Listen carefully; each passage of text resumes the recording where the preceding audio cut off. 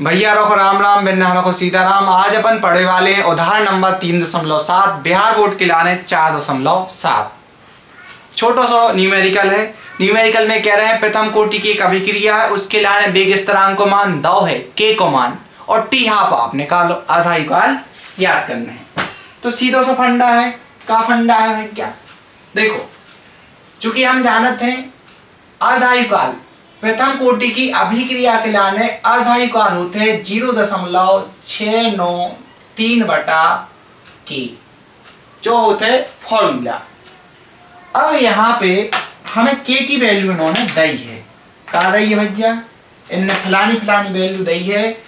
ये कह रहे हैं वेग स्थिरांक के की वैल्यू है 5 काय को लिखे अलग से आते ही लिखें दे सीधी। इन्होंने के की वैल्यू दी है। के की वैल्यू कितनी दी है तो बताएं दे रहे हैं क्या? तो देखो 0.693 जय के टाइम, बस हमें के की वैल्यू चाहिए। के की वैल्यू मिली, आंसर हम आ गो। तो के की वैल्यू इन्होंने दी है 5.5 गुणा 10 के ऊपर कितनी की पावर? -14 की पावर। और हमें टी हाफ निकालने हैं। ठीक है, चलो तो यहाँ पे अपन लिख दे रहे टी हाफ जाएंगे तई भैया। अब करने हैं सॉल्व। तो देखो पूरे यूट्यूब पे तुम्हें कोई कैलकुलेशन नहीं बताए हमारे अलावा, लिख के ले ले। कोई ने बताया कि 4 से काट ली, 8 से काट ली, केवल हम बताए हैं, है ना। तो देखो दशमलव को मानो 1, जैसे मान चलो कैलकुलेशन नहीं है, दशमलव को मानो 1 तो नीचे कितने आ जाए? 1 2 3, 3 अंक हैं, 3 0 फटकारो। ठीक है, देखो 5.5 लिखे, दशमलव को मानो 1 और क्या अंक है? 1, तो 1 0 आ जाए। तो 1 0 से 1 0 कट जाए। देखो 11 को भाग दो, 11 छक्के 66। हमें इसे पता है कि जो 11 5 55 हो रहा है। अब एक हो तो या तो 5 से काटो या 11 से काटो। अब 5 की जुगाड़ बन नहीं रही क्या? 5 की जुगाड़ जब ही होती जब 0 हो तो लास्ट में, है ना, या फिर 5 हो तो हम अब 11 की देख ले यार, 11 की बन जाए सेटिंग। तो 11 की देखो, 11 छक्के 66, 3 और 3 11 3 33, कितने हो गए? 63 और 11 5 55। तो अब देखो 10 टू द पावर जे कितने लिखे हैं? -14 लिखे हैं, और जी 10 टू द पावर 2 लिखे हैं, बाद में दिखाते हैं।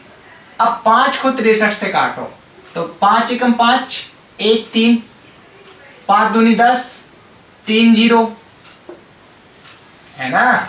देखो 5 एकम 5 कितना हुआ? 1 3, 5 दूनी 10, 3 0, 5 चक्का 30। ठीक है, तो कितना आ गया? 12.6। अब 12.6 भी आ गए, 12.6 एक को ऊपर पहुंचाओ तो कितने हो जाए? 10 टू द पावर प्लस के 14। अब 100 को अपन 10 टू द पावर 2 लिख सकते हैं। तो देखो 10 टू द पावर 2 लिखे कि नहीं लिखे?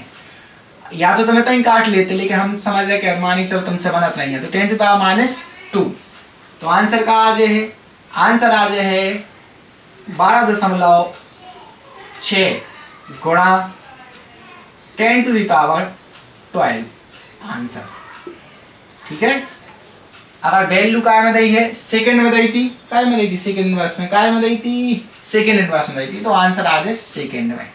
ठीक है, मिनट इनवर्स में दी होती तो आंसर मिनट में आ जाता।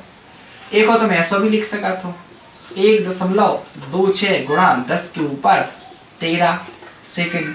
जय लिखो है तुम्हारे में शायद आंसर एनसीईआरटी में होता है जो ही लिखो है। अब तुम सोच रहे हो जो कैसे आ गया आंसर? डोंट वरी, इसको मारो गोली।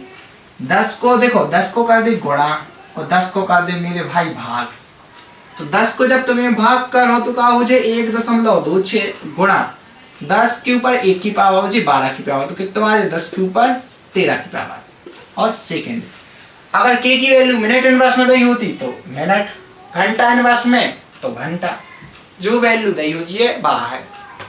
पहले एक स्क्रीनशॉट लेना यार, ले लिया? बहुत बढ़िया।